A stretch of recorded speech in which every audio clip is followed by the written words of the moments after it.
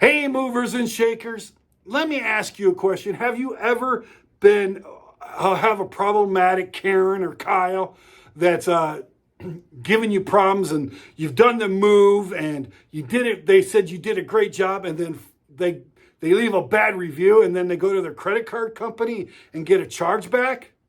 Well, we're going to go over 7 different ways to actually either prevent it or deal with it. And you're going to want to have this information. So stay tuned. I like you. I love you. Go and do something great today.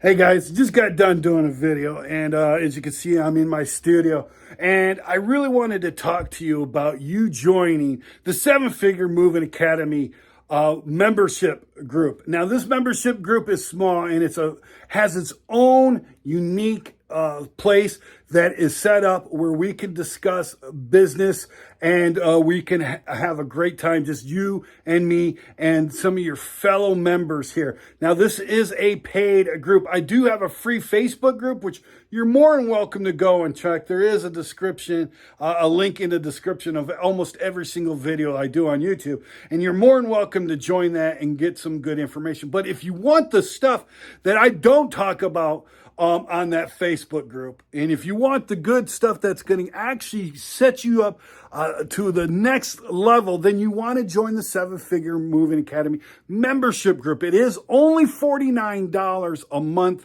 but it's going to give you a lot of great information. And I'm going to you're going to have access to documents and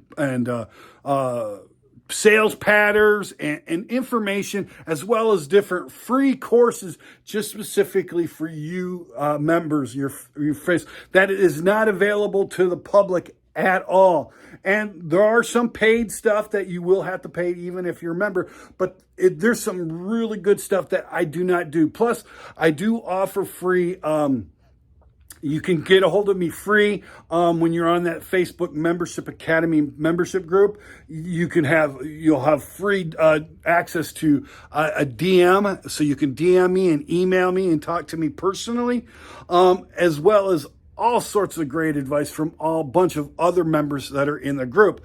Plus, we are looking for subgroup people. So if you want to run a subgroup for your area, you have the access to do that. So you can actually create your own membership or your own subgroup to help you out to make more leads, more sales, etc. So it's a really good group. I really ask that you take a look at it. There is no free trial time, so it's you either in or you're out. And if you want to invest in yourself, then this is your chance to invest in yourself and actually make more money. Because quite honestly, if you're not willing to invest in yourself, willing to invest in your business, then you're really not a business owner. And I really suggest you just go to the free group until you're up to the point where you actually get the mindset, hey, let's actually take this to the next level. And that's the guys I'm really wanting into the membership group. So if that's you, come to the 7-Figure Moving Academy membership. You should be seeing a link down here at the bottom or somewhere around in this video. And I hope to see you in that group. Hey, movers and shakers, welcome back. I'm glad you're here for this video. We're going over, like I mentioned in the preamble, we're going over 7 different things on how to deal with hard to work with customers, scammers, cheats, disputes, and ultimately chargebacks. How do you handle chargebacks? All right, so let's get into it. So the first thing we need to do, right, is we need to have the right customers. A lot of people, you're dealing with the cheaper customers. And when you have cheaper customers also equates to lower income. Lower income equates to lower IQ. And when you have a lower IQ and a lower income person, they have a greater self-importance. They think they're greater. They want to be like Warren Buffett, and they want to party and pop bottles and all that good stuff like they're the rock stars. Well, they're not, but they think they're privileged, they're entitled. So getting the right customer, having the right customer is important. So having the right customer is the first step of preventing chargebacks or disputes or scammers. So the right customers will tend to be the higher upper middle class and executive customers. These are the people that have the doulama, right? Whatever that word is. And they're the ones that are going to have the spondulics. They're going to have the cash. They're going to have the money, the moolah, right? They're going to be able to afford your services. And people who are in this category tend to not really worry about customer complaints because it's not worth their time. They don't want to trade their time for stupid drama, right? So get the right customer, right, for you. Typically for me, or the right customer is someone who is upper middle class or executive or higher. Someone that has millions of dollars to, who's very well off. Whoever that is in your typical neighborhood, that's different. The second thing you need to do to prevent chargebacks or handle chargebacks or handle customers is prevention. Believe it or not, prevention goes a long way. The more you can prevent with solid paperwork, and we're going to go over that in a minute, solid paperwork will actually prevent most of your chargebacks, most of your disputes, and most of your scammy customers. Because if you have your paperwork in order, like I have dictated in many of my videos in the past, which I'll put up one of them right here about terms and conditions. Right here, you can see my terms and conditions. And we're going to be talking about the paperwork here in a second of what you need to do. But preventing chargebacks, even before they even exist, by having the right customers, having the right paperwork, you're going to deal with a good 90% of any scammers, any disputes, and any chargebacks that you might get. That isn't going to prevent them all, but it will prevent most of them. Let's get into the next thing. Number 3, when you're trying to handle a dispute, if the 1 and 2 hasn't handled it and you still got a customer that wants to give you the dispute or dispute a record and do a chargeback or whatever, when you're trying to deal with the credit card companies, you want to show that you try to remedy the situation, whether it's via email, whether it's text message, or whatever medium that you're using. Showing the credit card company, hey, look, I tried to remedy it. I tried to be professional. I tried to do this the right way. They still were being abusive. They were still being belligerent and still went ahead with it. So having that documentation, whether it's email or whether it's text messages or, Zoom calls or whatever, that will go a long way. All right. So make sure that you have that, right? Go out of your way and try to do that. Again, 1 and 2 should prevent most of that from even beginning. But if it were to happen and you do have to deal with chargebacks, you're going to have to show that you did deal with the customer in some manner, right? All right.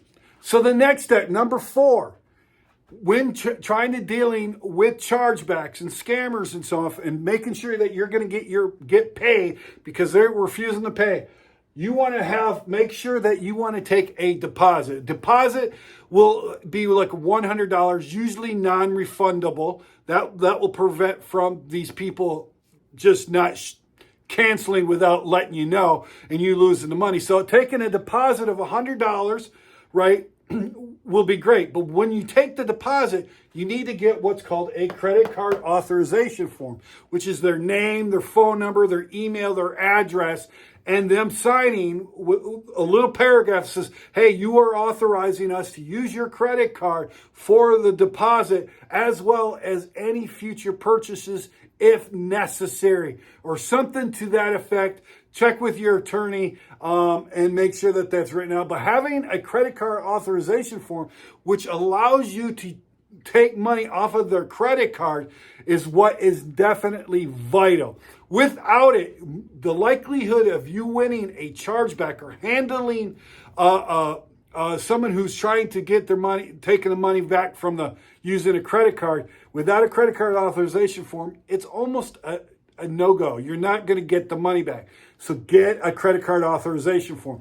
Good news, if you are a paid member or even unpaid member, you can go to sevenfiguremovingacademy.com and you can actually buy the paperwork for this. We have all the documents you need that we're going to be discussing, including the credit card authorization form. You can go and get that document kit, the legal documents kit. That's on sevenfiguremovingacademy.com. Should be right here. And you can go and get that kit and get all the documents, waivers, and everything that you're going to need to help with this.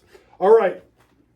Next thing you're going to need is a signed bill of lading, or BOL, that you have. And that bill of lading will have some of your terms and conditions. It will have like the insurance structures and everything on it, right? And again, if you want it, go to sevenfiguremovingacademy.com and you can get the kit, the legal documents kit, which does have BOLs. And you can get the BOLs and you can see what I mean. But having a signed BOL that has all what's laid out, what services you're going to provide, start and end times, plus the movers involved, etc., on your documentation is a very good thing. And if you're using electronic documents, that's fine. Just make sure that whatever service you're using, whether it's DocuSign or whatever, that you keep records of it inside your mail, your envelope, and so on and so forth, and that you have records of it so that you can upload them or email them or whatever to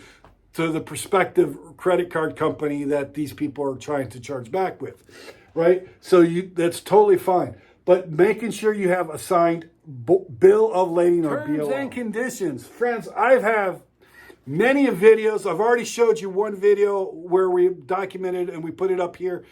But having your terms and conditions rock solid and that are signed. So like if there's certain specific terms and conditions that have different various things, you could have them initial at the beginning or end of that particular term and condition, as well as being signed at the bottom. Again, you can do this electronically through DocuSign or whatever, but having terms and conditions that are signed. So it's sort of like your contract, and it's sort of like your BOL, but it's these specific terms and conditions that they must meet and that you must meet. And if that's signed, they can't say, well, I didn't know, or they didn't tell me, and blah, blah, blah. Whatever their excuses, having this all documented will blow away all their excuses. They can still try the chargeback, but they're going to lose. You're going to get your money. And here's a neat thing, and we're going to go over this right now, is you want to make sure that on your BOL or in your terms and conditions, this says any unpaid amount, if you must take this to the next level, you get 3 times the amount of money. I tell you, when I put that on my BOL and I put that in my terms and conditions, I had to take someone to the legal recourse section. I tell you what, I won every single time and I got all my money. So if they owe me $1,000, they refuse to pay me $1,000, right? I'm going to charge them 3 times that amount plus my attorney fees. That's going to be about $3,500.